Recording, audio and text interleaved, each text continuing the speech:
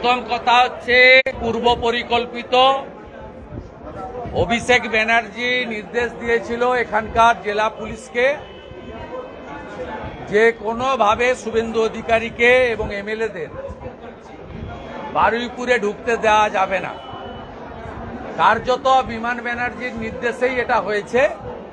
গৌতম দাস এবং জয়ন্ত ভদ্র একজন কর্মাধ্যক্ষ আর একজন হচ্ছে ভাইস চেয়ারম্যান বারুইপুর মিউনিসিপ্যালিটি, এরা একটি বিশেষ সম্প্রদায়ের হুলিগ্যান 100 দিনের কাজের লোক পৌরসভার জোর করে আনা এবং এসএইচজি গ্রুপের মহিলাদের তাদেরকেও মনে হয়েছে জোর করে আনা, দু জায়গায় জমায়েত করেছে এবং নট লেস দ্যান 1000 করে জমায়েত হচ্ছে অস্ত্র সহ মোটা মোটা বাটাম, লোহার রড, সদ্য কাটা কাঁচা বাঁশ, হাতে পাথর, ইট, জলের বোতলে লঙ্কার গুঁড়া মেশানো।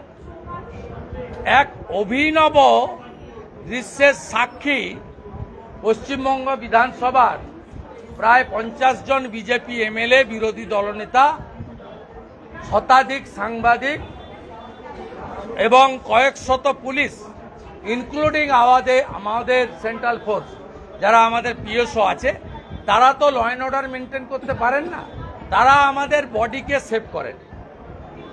এবং আমরা গাড়িতে ছিলাম, কার্যত দু জায়গায় অবরোধ করেছে এবং আমাদের পিএসওরা তারা খানিকটা সরিয়ে দিয়ে গাড়িগুলো বের করেছে। ওদের নির্দেশই ছিল যে বারুইপুর ঢুকার মুখে যে অবরোধটা ছিল ওইখানে আটকে দেওয়া।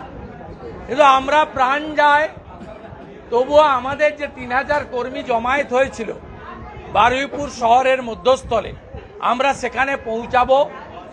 আমরা একবারে অঙ্গীকারবদ্ধ ছিলাম, ডু অর ডাই। দ্বিতীয় বাধাতেও ব্যাপকভাবে গাড়িতে লাঠি দেওয়া হয়েছে। আমার গাড়িটা এই কনভয় 4 নম্বরে ছিল। আমার গাড়িটা অ্যাডিশনাল এসপি বারুইপুর এই জেহাদি গুন্ডা এদেরকে চিহ্নিত করে দেন। আমি খুব স্লো ওদের মাঝখানে এসছি, ওরা আমার বাবা তুলে মাইকে গালাগালি করেছে। 88 বছরের প্রবীণ রাজনীতিবিদ শিশির অধিকারী, তার নাম ধরে ধরে অশ্রাব্য ভাষায় গালিগালাজ করেছে। এই বাংলার কৃষ্টি সংস্কৃতি এবং যারা শিক্ষিত মানুষ, এই বিমান ব্যানার্জি আইনজীবী এবং স্পিকারের আড়ালে কতটা নিম্ন রুচির, নিম্ন সংস্কৃতির একটা শাহজাহানের মতো গুন্ডায় পরিণত হয়েছে, এটা বাংলার মানুষ আজকে চোখে দেখলেন, নিজের চোখে। এবং গাড়িতে, আমার গাড়িতে অ্যাডিশনাল এসপি চিহ্নিত করে দেওয়ার পরে 20-25 বার মোটা মোটা বাঁশ এবং বাটাম দিয়ে মারা হয়েছে। কাঁচটা ভাঙেনি, কিন্তু গাড়ির বহু জায়গায় ওই আঘাতের দাগ চিহ্ন দেখতে পাবেন। মাথাটা অক্ষত আছে, গাড়ির কাঁচটা তোলা ছিল। এমএলএদেরকেও আটকে রাখা হয়েছিল, তাদের বাসে হামলা করা হয়েছে এবং আমরা পরিশেষে বারুইপুরে ঢুকতে পেরেছি। এবং আমাদের যে বড় একটা রুট ছিল, আমরা সেই রুটটাকে কাটেল করে 500 মিটার আমরা বারুইপুরের মধ্যস্থল থেকে রাসমেলার মাঠ হয়ে ভারতীয় জনতা পার্টির জেলা কার্যালয় পর্যন্ত মিছিল করেছি। এবং রাসমেলার মাঠের সামনে, যেহেতু মাঠের দরজা বন্ধ করে দিয়েছিল ওরা, আমরা গাড়ির উপরে দাঁড়িয়ে সভা করেছি।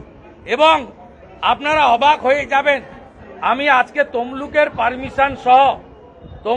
পারমিশন সহ আমি 75 বার আমি হাইকোর্ট থেকে অনুমতি নিয়েছি।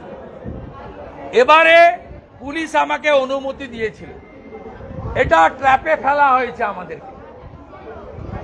1টা থেকে 3টা কোনো কারণ ছাড়াই তৃণমূলকে পারমিশন, 3টের পরে ডিসপার্স না করে অভিষেক, তোলাবাজ অভিষেক, যার নাম 73 বার সুজয় কৃষ্ণ ভদ্র কাকু বলেছে, সেই তোলাবাজ চোর, তিনি পুলিশকে নির্দেশ দিয়ে তিনি এইটা করেছেন, আমাদের ট্র্যাপে ফেলেছেন।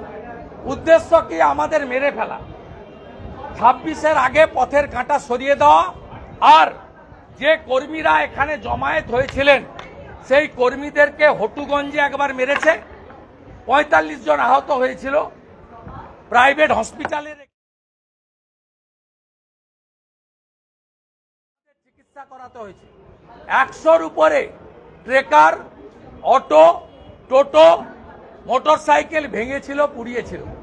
আমি, আমার কর্মীরা, বিশেষ করে দক্ষিণ 24 পরগনায় 21-এ মার খেয়েছে, মৃত্যুবরণ করেছে। এই সাংগঠনিক জেলায় কিষাণ মোর্চার নেতা সহ 3 জন খুন হয়েছে 21 সালে। এই জেলার মগরাহাটে বিজেপি প্রার্থী মানস সাহা কাউন্টিং হলে খুন হয়েছে। এই জেলাকে কার্যত ওরা একেবারে জামাতের হাতে তুলে দিয়েছে। এই জেলাকে আর কোনো গণতন্ত্র নেই। ডায়মন্ড হারবারের ভোট আপনারা দেখেছেন। তাই আমরা এই জেলাতে, আমি যাতে আমার কোনো কর্মী আঘাত না পায় তার জন্য আমি এখানে অবস্থান নিয়েছি। আমার প্রত্যেকটা কর্মী এই গুন্ডাদের সার্কেল থেকে বেরিয়ে গেলে আমরা প্রস্থান করব। আমি যেহেতু হাইকোর্টের অর্ডারে প্রোটেক্টে আছি, মহামান্য জাস্টিস রাজশেখর মান্থা একাধিক জাজমেন্টে আমাকে প্রোটেকশন দিয়ে গেছেন মমতার হাত থেকে বাঁচার জন্য, বাংলার মানুষ এবং গণতন্ত্রের স্বার্থে। যেহেতু আমি লিডার অব অপোজিশন, আমি আইনগতভাবে বারুইপুরের এসপি, বারুইপুরের আইসি এদের নামে সরাসরি আর ডিজিপিকে পার্টি করে আমি আমার আইনি লড়াই করব। এবং আমি মহামান্য উচ্চ আদালতে যেতে বলেছি অধ্যাপক মনোরঞ্জন জোদ্দার, এই জেলার সভাপতিকে, এবং 27 মার্চ আমরা হাইকোর্টে যাব।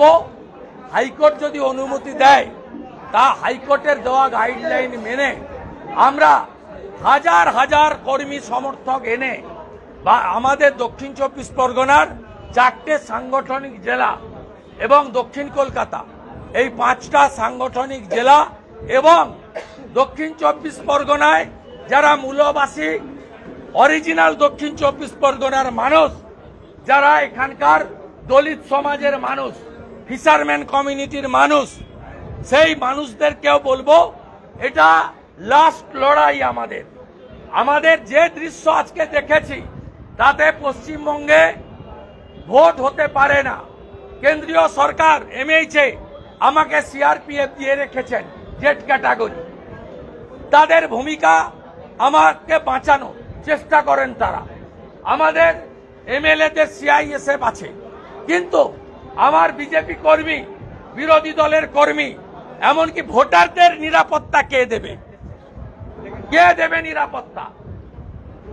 ইলেকশন কমিশনকে বলবো পশ্চিম বাংলায় মমতা এবং মমতার পুলিশ রাজীব কুমারদের রেখে কোনো নির্বাচন অন্তত দক্ষিণ 24 পরগনা জেলায় সম্ভব নয়।